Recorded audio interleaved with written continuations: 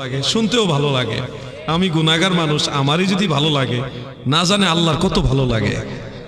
এজন্য আল্লাহকে ডাকবেন, ওয়া যাকারা ইসমা রাব্বিহি ফাসাল্লাহ, রবের নামের জিকির করবেন। রবের অনেক সুন্দর সুন্দর নাম আছে, ওয়ালিল্লাহিল আসমাউল হুসনা ফাদউহু বিহা। আল্লাহর অনেক সুন্দর সুন্দর নাম আছে, এই নাম দিয়ে তোমরা আল্লাহকে ডাকো।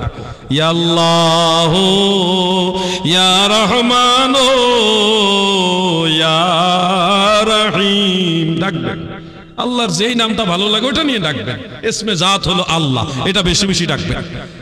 তো যে প্রশ্নটা এসেছে, নবীজিকে নিরক্ষর বলা যাবে কিনা? নিরক্ষর শব্দটা বাংলা টু বাংলা যে অভিধান আছে, ডিকশনারি আছে, সেখানে আপনারা যদি দেখেন, দেখবেন যে যিনি লেখাপড়া অক্ষর জ্ঞান সম্পর্ক না, অক্ষর চিনেন না, অক্ষর চিনেন না বা লিখতেও জানে না, পড়তেও জানে না, এই ধরনের ব্যক্তিকে বলা হয় নিরক্ষর। খুব সাবধান, মনোযোগ দিয়ে কথাটা শুনবেন। আমি জানি এখানে অনেক লোক আছেন নবীজিকে নিরক্ষর বলেন।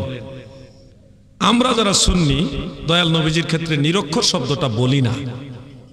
কেন বলি না জানেন? আল্লাহর রসুলের একটা সিফতি নাম আছে, নবিয়ুল উম্মি। আল উম্মি, কোরআন শরীফে নামটা আসছে। উম্মি শব্দের অর্থ হলো মান লা ইয়াকরা ওয়ালাম ইয়াকতুব, যে পড়ে না, লেখে না। কিন্তু লিখতে জানে না তা নয়, পড়তে জানে না তা নয়। মনে রাখবেন কথাটা, আমি আবার রিপিট করছি। আল উম্মি শব্দের অর্থ হলো মান লা ইয়াকরা ওয়ালাম ইয়াকতুব, একটা অর্থ এটা, অন্যান্য অর্থ আছে। যে লেখে না, পড়ে না, তাকে বলা হয় উম্মি।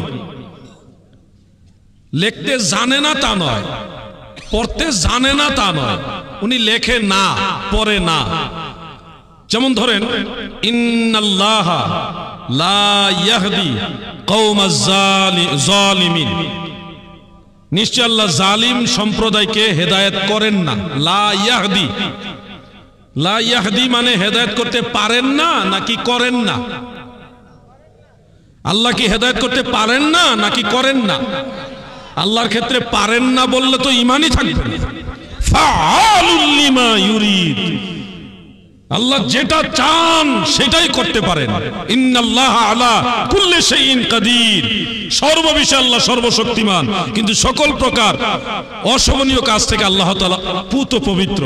সুবহান রাব্বিকা রাব্বিল ইজ্জাতি আম্মা ইয়াসিফুন। আল্লাহ তাআলা হেদায়েত করতে পারেন কিন্তু করেন না। লা ইয়াহদি এর অর্থ হলো হেদায়েত করতে পারেন কিন্তু জালেমদেরকে হেদায়েত করেন না। এই লা ইয়াহদি এর অর্থ হলো হেদায়েত করতে পারেন কিন্তু করেন না। লা ইয়াকরা ওয়ালাম ইয়াকতুব এর অর্থ হলো পড়তে জানেন, লিখতেও জানেন, কিন্তু লেখেন না, পড়েন না। আমার নবীজি নবিয়ুল উম্মি, এটার অর্থ হলো নবীজি লিখতেও জানে, পড়তেও জানে, কিন্তু আল্লাহ তাআলার নির্দেশ নাই বিদায় নবী লিখতেনও না, পড়তেনও না, কিন্তু লিখতে জানতেন, পড়তেও জানতেন। সেই জ্ঞান আল্লাহ আমার নবীকে দান করেছে। সুবহানাল্লাহ। আর রহমান আল্লামাল কুরআন, আল্লাহ নিজে, স্বয়ং আল্লাহ তাআলা নিজে নবীজিকে কোরআন শিখাইছে। আল্লাহ শিক্ষক, নবীজি ছাত্র। আল্লাহ শিখাইছে নবীজিকে, কি শিখাইছে? কোরআন। যে কোরআনে জাহিরি বাতিনি সব জ্ঞান আছে, শিখাইছে কে? আল্লাহ। তুমি সলিমউদ্দিন কলিমউদ্দিন লিখতে পড়তে জানো, নবী লিখতে পড়তে জানে না, বলদ কোথাকার। কথা বললে হিসাব করে বলবে। আল্লাহর নবীর জেহেন মুবারকে, ইলমের মধ্যে সমস্ত জ্ঞান আল্লাহ তাআলা দান করেছে। সুবহানাল্লাহ বলুন। এই জন্য শিফা শরীফের মধ্যে উল্লেখ, সাহাবীদেরকে নবীজি অক্ষর লেখা শিখাচ্ছে। তোমরা আলিফ এইভাবে লিখবে, বা এইভাবে লিখবে, চিন অক্ষর এইভাবে লিখবে, অক্ষর লেখা শিখাইতেছেন আল্লাহর নবী সাহাবীদেরকে। এরপরে নবীজি বলছে, আমার কাছে কাগজ নিয়ে আসো, আমি এমন কিছু লিখে দিয়ে যাব যেটা তোমরা কখনো গুমরা হবে না অনুসরণ করলে। তো নবীজি লিখতে জানতেন কিন্তু লেখেননি, নবীজি কখনো লেখেননি, পড়েননি। এটার মূল হাকিকত হলো, নবীজি যদি নিজেই লিখতেন তাহলে কাফের কুফারেরা, মুশরিকেরা বলতো কোরআন নবীজি নিজে লিখছেন। এই জন্য কোরআনের উপরে যেন কোনো ইলজাম না আসে। আল্লাহ তাআলা নবীজিকে দিয়ে কখনোই লেখান নাই, কিন্তু জ্ঞান আল্লাহ নবীজিকে দান করেছে। কথা বুঝতে পারছেন আপনারা? নবীজি সম্মানও বুঝতে হবে, কোরআনের সম্মানও বুঝতে হবে, দুইটা ম্যাচিং করে ব্যালেন্স করে চলবেন। আল্লাহ রসুলকে পারতবশত নিরক্ষর বলবেন না। অনেকে বলেন, অনেক জেনারেল শিক্ষিত লোকেরা নিরক্ষর বলেন, হয়তো ওনাদের বলার পিছনে কোনো নবীজির প্রতি এনকার নাই, নবীজির প্রতি কোনো অসম্মানের উদ্দেশ্য নাই, এমনিতে হয়তো যেটা শিখছে ওইটা বলতেছে। আমি বলবো নবীজির ব্যাপারে এই শব্দটা অ্যাভয়েড করে চলেন, সরাসরি নবিউল উম্মি বলেন, উম্মি নবী বলেন, বাস। বেশি এক লাইন বুঝার আমার দরকার নাই, বেশি বুঝা আমার দরকার কি? আমার নবীজির আরো কত নাম আছে, ওই নামটা নিয়েও বলি আমি, কোনো একতলাফে যাব না, কারণ এর নবীজির সম্মানের সাথে, নবীজির ইজ্জতের সাথে জড়িত। কথা কি ক্লিয়ার বুঝতে পারছেন? আর কোনো প্রশ্ন আছে?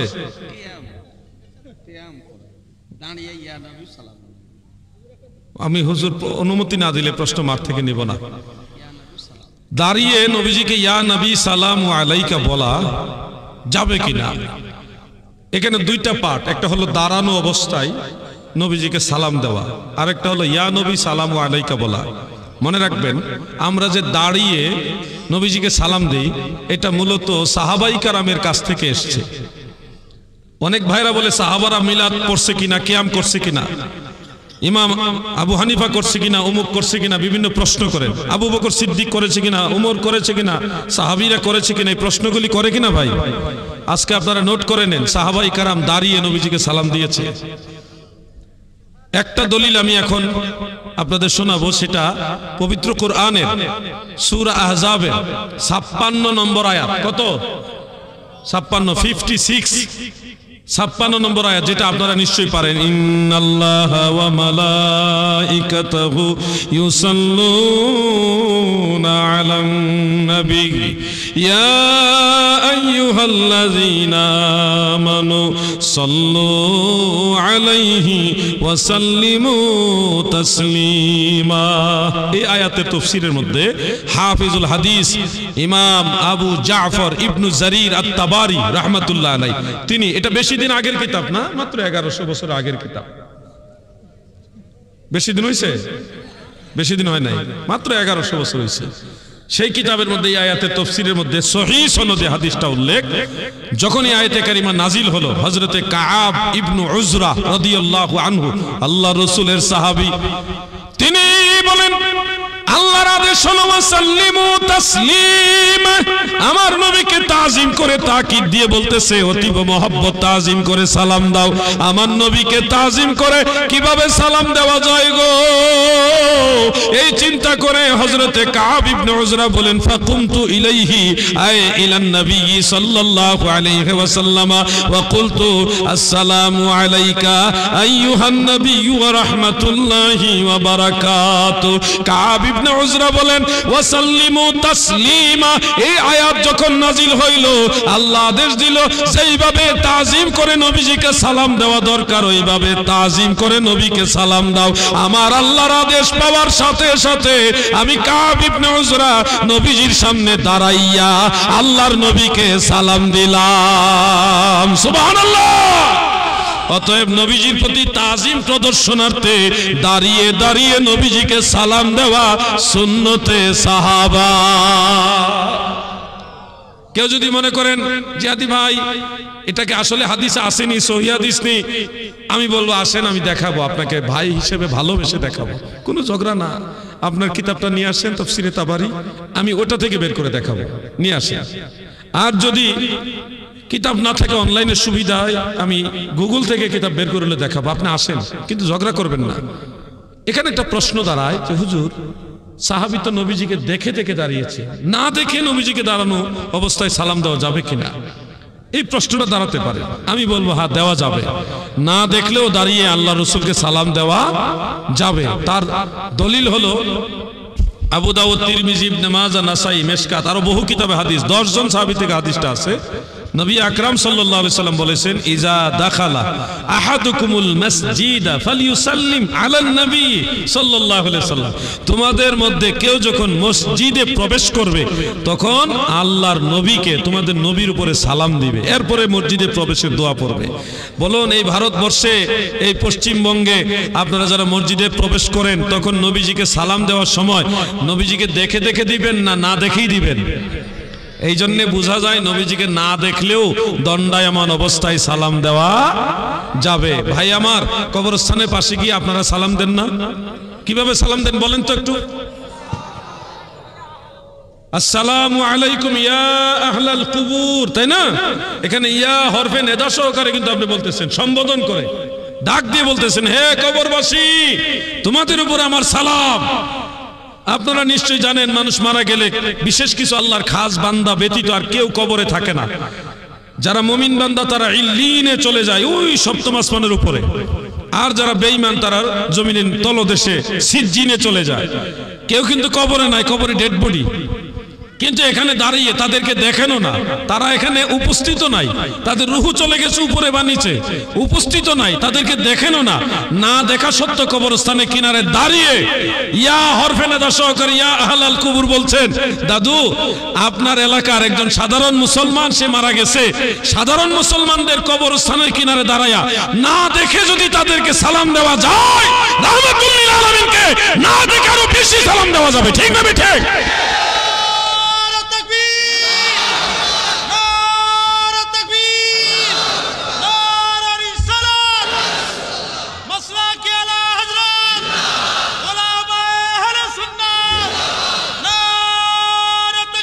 আল্লাহু আকবার।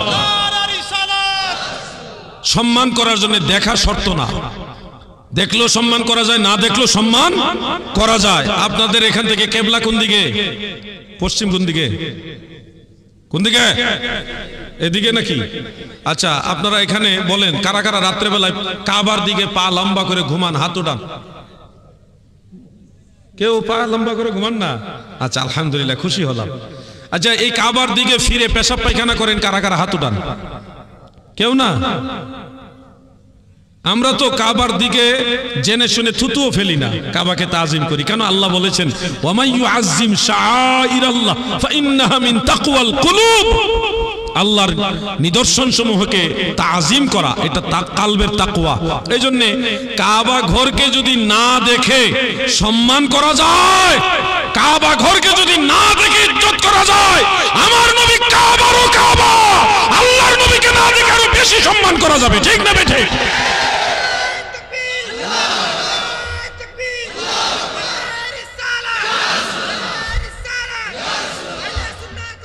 জিন্দাবাদ, জিন্দাবাদ আমার ভাইরা। তাহলে ক্লিয়ার যে দেখলেও তাজিম করা যায়, না দেখেও তাজিম করা যায়। আসলে নবীজির সম্মান বোঝার জন্য নসিব লাগে, নসিব।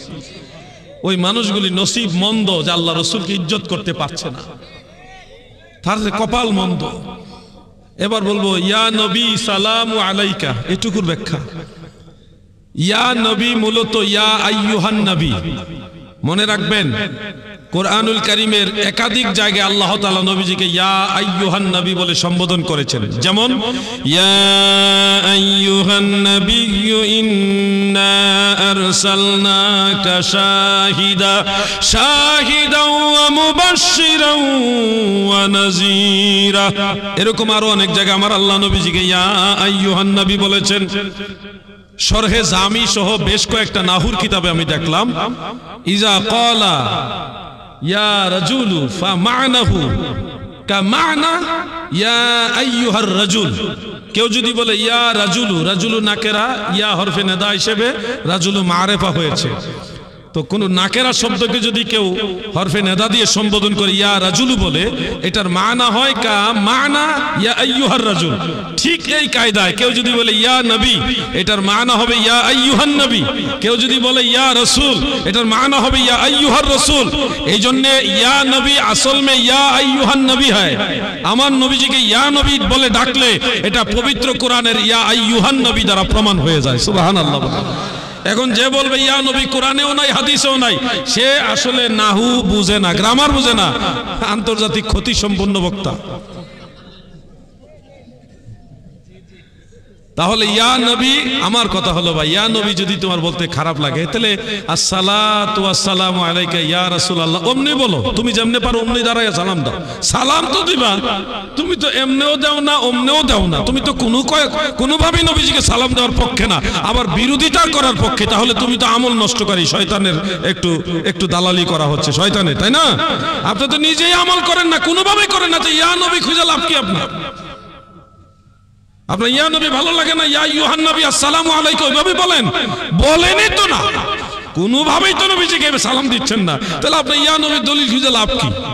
আল্লাহ যেন ওই ভাইদের বোঝার মতো জ্ঞান দান করে, বলেন আমিন। সবাই বলেন আমিন।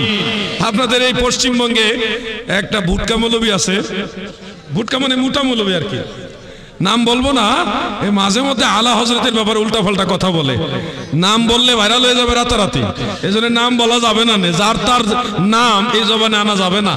আমরা নবীর গোলাম, এই জবানে এই সমস্ত লোকের নাম মানায় না। এই ভুটকা মৌলবী সে বলতেছে হাদিস শরীফের মধ্যে আছে আসসালামু ক্বাবলাল কালাম, আগে সালাম দিতে হবে পরে কালাম হবে, অতএব আগে ইয়া নবী তারপরে সালামু আলাইকা বলা যাবে না, আগে সালাম তারপরে ইয়া নবী বলতে হবে। হাদিসের উল্টা আমল করছে। আরে ভাই ভুটকা, তুমি এক হাদিস পড়েছো, তাও এটা সহিহ হাদিস না। আসসালামু ক্বাবলাল কালাম হাযা হাদিসুন মুনকার। ইমাম তিরমিজি বলেছে এটা মুনকার সনদের হাদিস, আর সহিহ সনদের হাদিস নাসাই শরীফের মধ্যে উল্লেখ। আন আবি সাঈদ আল খুদরি রাদিয়াল্লাহু তাআলা আনহু قال قلنا يا رسول الله السلام عليك সুবহানাল্লাহ। আবু সাঈদ খুদরি বলেন কুলনা, আমরা সব সাহাবারা বলতাম ইয়া রাসূলুল্লাহ আগে সম্বোধন, এরপরে আসসালামু আলাইকা সালাম, আগে সম্বোধন পরে সালাম। আমরাও কিয়ামের মধ্যে দাঁড়ায়া ইয়া নবী আগে সম্বোধন সালামু আলাইকা পরে সালাম দেই। আমাদের সালাম ওয়াহাবীদের সাথে না মিললেও সাহাবীদের সাথে মিলে, বুঝছেন?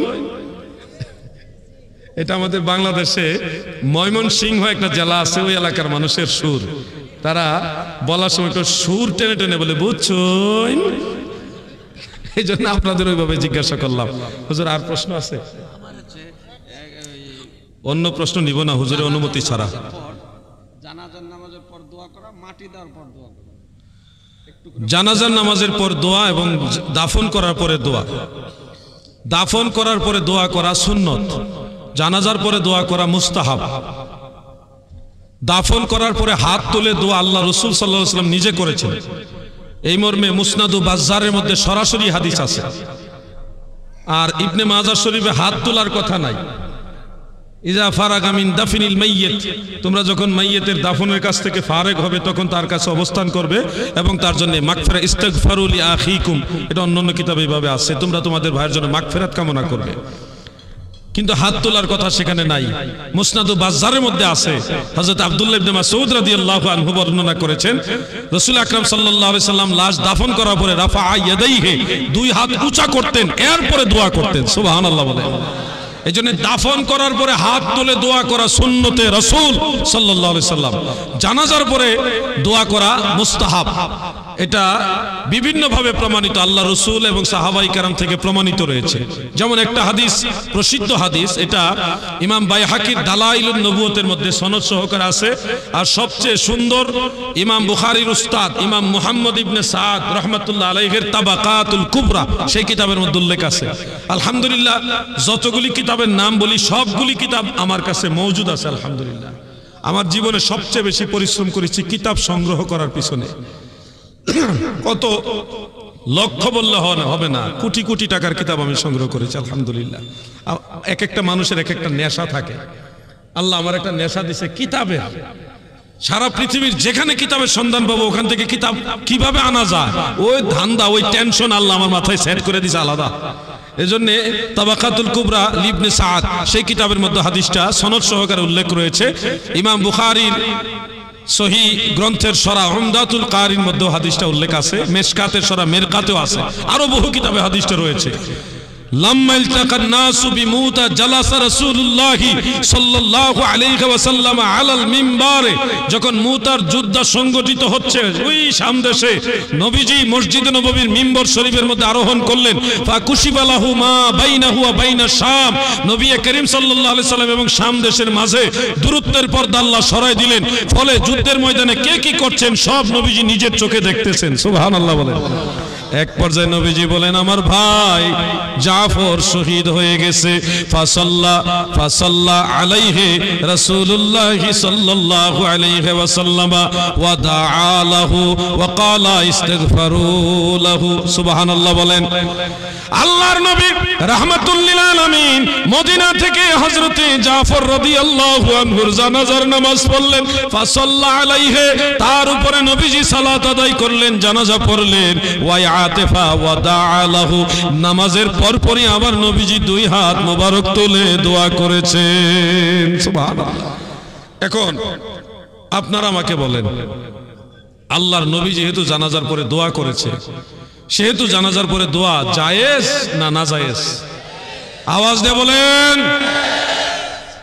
যারা বলবেন জানাজার পরে দোয়া করা যাবে না, আপনারা দয়া করে একটা জয়ীফ হাদিস আমাদের শোনান। কোন কিতাবে হাদিসটা আছে? সহিহ হাদিস লাগবে না, একটা জয়ীফ হাদিস শোনান। যমুক হাদিসে আছে জানাজার পরে দোয়া করা যাবে না। আমরা তো হাদিস আরো আছে, বুখারী শরীফের হাদিসও আছে, মুসলিম শরীফের হাদিস আছে। আমি ওদিকে গেলামই না, কারণ এটা লম্বা আলোচনা, বুঝাইতে একটা সময়ের দরকার আছে। শর্টকাটে একটা হাদিস শরীফ বললাম যেখানে প্রমাণ হয় আল্লাহ রাসূল জানাজার পরপরই দোয়া করেছেন। এখন আপনারা যারা বিরোধিতা করছেন একটা দলিল দেন না ভাই, কষ্ট করে দলিলটা দেন, আমরা শুনি। কিতাবুল আন্দাজ দিয়ে আর কতদিন চলবে? কিতাবুল আন্দাজ বুঝছেন না আপনারা? যুক্তি যুক্তি, কোন কোরআন হাদিসের রেফারেন্স নাই, দিল যুক্তি। এই কিতাবুল আন্দাজ দিয়ে ইসলাম চলে না ভাই। অনেকে বলে হানাফি মাযহাবে জানাজার পরে দোয়া করা নিষেধ। আমি বলবো আরেকটু তাহকিক করেন, দুইটা একটা কিতাব পড়ে ফতোয়া দেওয়া যাবে না, ভালোভাবে পড়তে হবে। হানাফি মাযহাবের কোন কোন কিতাবে আছে, ফতোয়ায়ে সিরাজিয়া সহ আরো কয়েকটা কিতাবে আছে, লা তাকুমু লিদ-দুআই বা'দা সালাতিল জানাজা বা লা ইয়াদউ বা'দা তাসলিম, খুলাসাতুল আহকাম, এরকম কয়েকটা কিতাবের মধ্যে আছে জানাজার পরে দোয়ার জন্য দাঁড়াবে না, বা জানাজার পরে জানাজার সালামের পরে দোয়া নেই। এই ধরনের কিছু ফতোয়া হানাফি মাযহাবের ইমামদের কিতাবের মধ্যে আছে, আমরা জানি। কিন্তু আপনি ওটুকু জানেন না, ফতোয়ায়ে বাহরুর রায়কের মধ্যে আছে। ইমাম কাজী খান রাহমাতুল্লাহ আলাইহির সমসাময়িক একজন মুজতাহিদ ইমাম ফাদলি রাহমাতুল্লাহ আলাইহি, তিনি বলেছেন বা'দা তাসলিম, নামাজের জানাজার সালামের পরে দোয়া করা লা বা'সা বিহি, কোনো অসুবিধা নাই, জায়েজ। আপনি ওইটা পড়ছেন কিন্তু এইটা পড়েন নাই, এই জন্য আপনার সমস্যা হয়েছে। ফিকহের মাসালার একটা উসুল আছে, কোন মাসআলায় যদি একাধিক মত থাকে, কেউ বলছে জায়েজ, কেউ বলছে মাকরুহ, কেউ বলছে হারাম, একাধিক মত আছে, কোনটার মধ্যে ফিকহের ফতোয়ার পরিভাষা প্রয়োগ হয় নাই। ওয়া হুয়া সহিহ ওয়া হুয়াল আসাহ ওয়া হুয়াল মুখতার, হ্যাঁ, বিহি ইউফতা অথবা আলাইহিল ফাতওয়া বিহি নাখুযু, এই ধরনের শব্দ, ওয়া হুয়াল আহওয়াত ওয়া হুয়াল মু'তামাদ, এই শব্দগুলি থাকলে ওয়া হুয়াল আওলা, ফিকহের পরিভাষায় এই ধরনের শব্দ প্রয়োগের মাধ্যমে কোনো মাসালাকে প্রাধান্য দেওয়া হয়নি, ফতোয়া প্রয়োগ করা হয়নি। এরকম ইখতিলাফপূর্ণ কয়েকটা মাসালা যদি থাকে, তাহলে যে কোনো একটা মাসালার উপর আমল করা জায়েজ। আর যদি কোনো মাসালার সাথে একাধিক মত আছে, কেউ বলছে জায়েজ, কেউ বলছে মাকরুহ, কেউ বলছে হারাম, এই তিন রকম মাসালা থাকলে যেই মাসালার সাথে ওয়া হুয়াস সহিহ ওয়া হুয়াল আসাহ ওয়া আলাইহিল ফাতওয়া বিহি ইউফতা, এই ধরনের শব্দ যেই মাসালার সাথে থাকবে ওটাকে আমল করতে হবে, প্রাধান্য দিতে হবে। এটা উসুলে ফিকহ, রসমুল মুফতি ফতোয়া সাহেবের মুকদ্দমা যারা পড়েছেন তারা এগুলি জানেন। এজন্য জানাজার পরে দোয়া করা জায়েজ নাজায়েজ, দুই ধরনের মাসালা আছে, একটা হলো জায়েজ আর একটা হলো নাজায়েজ। এই দুই ধরনের মাসআলার মধ্যে কোনো মাসালাতেই ফুকাহায়ে আহনাফ ফতোয়ার পরিভাষা প্রয়োগ করেননি। হাজা আউলা, হাজাল মুখতার, এই ধরনের কোনো শব্দ বলেনি। আলাইহিল ফাতওয়া বিহি ইউফতা, এই ধরনের শব্দ বলেনি। এই জন্য যে কোনো একটা মাসালা আপনি আমল করতে পারবেন। আর সর্বোপরি যেহেতু ইমাম ফাদলি হানাফি রাহমাতুল্লাহ আলাইহি, ওনার ফতোয়ার সাথে হাদিসে রাসূলের আমলের ম্যাচিং আছে, এই জন্য অটোমেটিক এই ফতোয়াটা গ্রহণযোগ্য হয়ে যাবে। মারহাবা বলেন।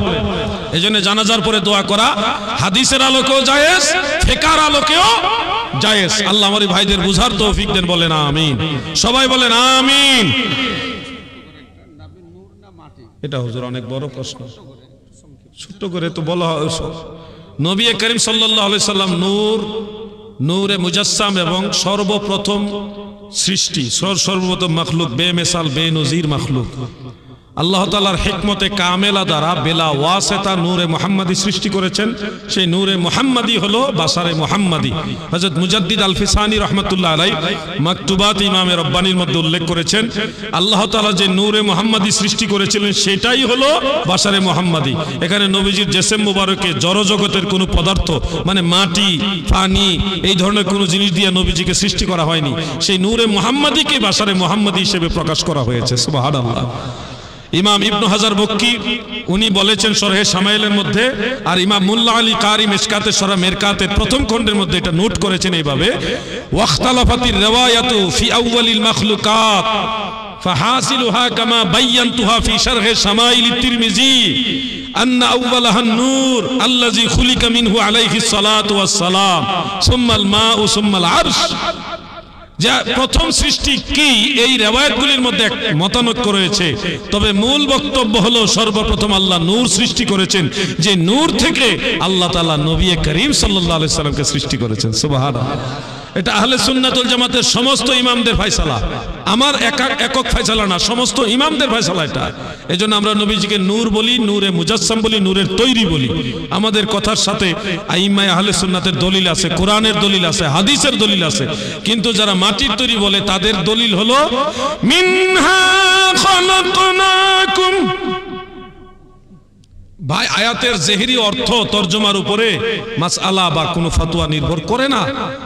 আপনি পড়েছেন মিনহা খালাকনাকুম, এই মাটি থেকে তোমাদেরকে সৃষ্টি করেছি, আপনি অনুবাদের উপরে ফতোয়া দিচ্ছেন সব মানুষ মাটির তৈরি। ভাই অনুবাদের উপরে যদি সব হয়ে যায় তাহলে তাফসীরের দরকার ছিল না। আপনি দেখেন যদি আয়াতে বাহ্যিক অনুবাদে বলেন সব মানুষ মাটির তৈরি, তাহলে কোরআন শরীফের 12টা আয়াত মিথ্যা হয়ে যাবে, নাউজুবিল্লাহ বলেন। কারণ 12টা আয়াত আল্লাহ তাআলা বলেছেন মানুষকে আল্লাহ পানি দিয়ে সৃষ্টি করেছেন, নুতফা দিয়া। আওয়ালাম ইয়ারাল ইনসানু আন্না খালাকনাহু মিন নুতফাতিন ফাইযা হুয়া খাসীমুম মুবিন। সূরা ইয়াসিন 77 নম্বর আয়াত। মানুষ কি দেখে না আমি আল্লাহ তাকে নুতফা থেকে সৃষ্টি করেছি, অতঃপর তারা ঝগড়া বিবাদে লিপ্ত হয়েছে। 12টা আয়াত আছে কোরআন শরীফে, আল্লাহ মানুষ বানাইছে নুতফা দ্বারা, পানি দ্বারা, পানি দ্বারা, শুক্রাণু ডিম্বাণু দ্বারা।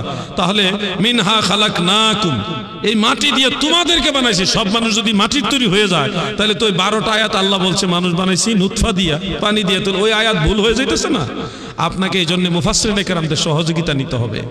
তফসিরে জগৎ বিখ্যাত কিতাব এটা, আমি যেটার নাম বলবো এখন, জগৎ বিখ্যাত তফসিরে খাজেন, তফসিরে খাজেন এবং তফসিরে বাগবী, যেটার মূল নাম হলো তফসিরে মাআলিমুত তানজিল, ইমাম বাগবী রাহমাতুল্লাহ আলাইহির লেখা। এই দুইটা কিতাবের নামই বলি, বেশি বললে আবার আওলাই ফেলবেন। তফসিরে কবিরও দেখতে পারেন, সেখানে উল্লেখ আছে মিনহা আই মিন তুরাবিল আরদে খালাকনাকুম আই খালাকনা আবাকুম আয় খালাকনা আবাকুম আদম আলাইহিস সালাম। এই জমিনের মাটি দিয়ে তোমাদের সবার বাবা আদমকে আমি আল্লাহ বানাইছি। এখানে খালাকনা আর কুম, খালাকনা আর কুম এই দুই শব্দের মাঝখানে আবা শব্দটা গোপন আছে, উজ্জ্ব আছে, সাইলেন্ট আছে। যার কারণে বাহ্যিক অনুবাদ পড়েই লাভ মাইরা ফতোয়া দিয়ে বসবেন না ভাই। এক আয়াত মানবেন আরেক আয়াত মানবেন না, তা নয়। সব মানুষের বাবা আদম হলো মাটির তৈরি, আদমের স্ত্রী মা হাওয়া মাটির তৈরি না, আদমের বাম পাজরের নরম বাঁকা হাড্ডি দিয়ে তৈরি। ঈসা নবীর বাবা নাই, এজন্য ওনাকে আল্লাহ ডাইরেক্ট বিবি মরিয়মের গর্ভে রুহু সঞ্চালিত করে রুহু থেকে মানুষ বানাই দিয়েছে। সুবহানাল্লাহ। আমাদেরকে আল্লাহ তাআলা বানাইছে যার যার পিতা মাতার শুক্রাণু ডিম্বাণু দ্বারা। আর আমাদের নবী তখনও মানুষ যখন আদম নবীও ছিল না। নবীজি বলেন কুনতু আউওয়ালান নাস ফিল খালক, সৃষ্টির মধ্যে আমি রাসূলুল্লাহ হলাম সর্বপ্রথম মানুষ। সুবহানাল্লাহ বলেন, এটা সহিহ হাদিস। মুরসাল সহিহ সনদে তাবাকাতুল কুবরার মধ্যে হযরতে কাতাদা রাহমাতুল্লাহ থেকে রয়েছে, আর মুত্তাসিল সহিহ সনদে ইমাম ইবনু আদি রাহমাতুল্লাহ আলাইহির আল কামিল ফি দুআফাইর রিজালের মধ্যে উল্লেখ হযরত আবু হুরায়রা থেকে। হযরত আদম হলো এই দুনিয়ার প্রথম মানুষ, আর আমার নবী হলো সৃষ্টি জগতে প্রথম মানুষ। মানে আদম যখন ছিল না তখনও নবীজি মানুষ। আরেক হাদিস আছে কুনতু নবিয়ান ওয়া আদামু বাইনার রূহি ওয়াল জাসাদ, আদমের দেহ আর রূহ যখন মাঝামাঝি আমি তখন আল্লাহর দরবারে নবী। অতএব আপনি মাটির ব্যবসা করবেন কোন দিকে? কোনো দিকে সুযোগ নাই। মাটি সৃষ্টি হওয়ার বহু আগে আল্লাহ নবী মানুষ, নূরে মুজাসসাম, নবীজিকে সম্মান করেন। আপনি বলবেন নূরের তৈরি হলে খাওয়া দাওয়া করে না, হ্যাঁ, হাজাতুল ইনসান, পেশাব পায়খানা হয় না, বিয়ে শাদী করে না, সন্তান আদি জন্ম দেয় না। ফেরেশতারা যেমন নূরের তৈরি, তা তো খায় না, বিয়ে শাদী করে না, সন্তানের হয় না, পেশাব পায়খানা করে না। রাসূল পাকের বেলা এগুলি সংগঠিত হলো কেমনে? এটার উত্তর একেবারে সহজ। ফেরেশতাদের মাঝে বাশারিয়াত নাই, তারা শুধু নূর কিন্তু বাশারিয়াত নাই। আমার নবীজি নূর এবং বাশার। আমরা নবীজির নূরানিয়াতকেও মানি, বাশারিয়াতকেও মানি। হাল কুনতু ইল্লা বাশারার রাসূলা ইন্নামা আনা বাশারুম মিসলুকুম। আমার নবী বেমিসাল বেনজির বাশার। ফেরেশতাদের মধ্যে বাশারিয়াত নাই, নবীজির মাঝে বাশারিয়াত আছে। এই কারণে বাশারিয়াত যার মাঝে আছে তার দ্বারা এগুলি সম্ভব, যার মাঝে বাশারিয়াত নাই তার দ্বারা ওটা সম্ভব না। বলবেন এটার একটা উদাহরণ শুনেন। আপনারা যারা আছেন আপনারা নিশ্চয় জানেন আদম আলাইহিস সালামের পরে নবী হলো হযরত শীস আলাইহিস সালাম। শীস নবীর স্ত্রী কিন্তু মানুষ ছিল না, উনি ছিলেন হুর, জান্নাতি হুর। হুরের নাম কি জানেন? উজায়রা, হযরতে উজায়রা আলাইহিস সালাম। ওনাকে জান্নাত থেকে আল্লাহ পাঠাইছিলেন। আদম নবীর প্রত্যেকটা সন্তান জোড়ায় জোড়ায় জন্ম হয়েছে, একটা ছেলে একটা মেয়ে, একটা ছেলে একটা মেয়ে, জোড়ায় জোড়ায় 40 জোড়া, আরেক বর্ণনা আছে 110 জোড়া সন্তান জন্ম হয়েছে হযরত আদম আলাইহিস সালামের। আর শুধুমাত্র শীস আলাইহিস সালাম একা জন্ম হয়েছে, ওনার সাথে কোনো বোন মেয়ে জন্ম হয়নি। এই জন্য ওনার সাথে বিয়ে দিবে কে? আর তো কোনো নাই, ভাগে তো নাই। ওই জন্য আল্লাহ তাআলা ওনার জন্য জান্নাত থেকে হুর পাঠাইছেন, হযরতে উজাইরা আলাইহিস সালাম। তিনি বিবাহ বন্ধনে আবদ্ধ হয়েছে শীস আলাইহিস সালামের সাথে। সেই জান্নাতি হুর তো নূরের তৈরি, উনি তো মাটির তৈরি না। তাহলে সেই হুরের পরবর্তী বংশধর তো আমরা। পৃথিবীতে এখন যারা আছি প্রায় বেশিরভাগ মানুষ হলো শীস পয়গাম্বরের বংশধর। তাহলে আপনারা দেখেন, আমরা তো জন্ম হয়েছি নূরের তৈরি একজন জান্নাতি হুরের গর্ভ থেকেই পরবর্তী প্রজন্ম আমরা আসছি। তো শীস নবী যদি নূরের তৈরি হুর বিয়ে করে ওনার মাধ্যমে সন্তান আদি নিতে পারে, তাহলে আল্লাহ রাসূলের বেলায় এত আপত্তি কেন আপনাদের? কথা বুঝতেছেন আপনারা? আল্লাহ যেন সবাইকে বোঝার তৌফিক দেন, আমিন। হুজুর আর প্রশ্ন নিব না, হ্যাঁ, আজকে এখানে শেষ।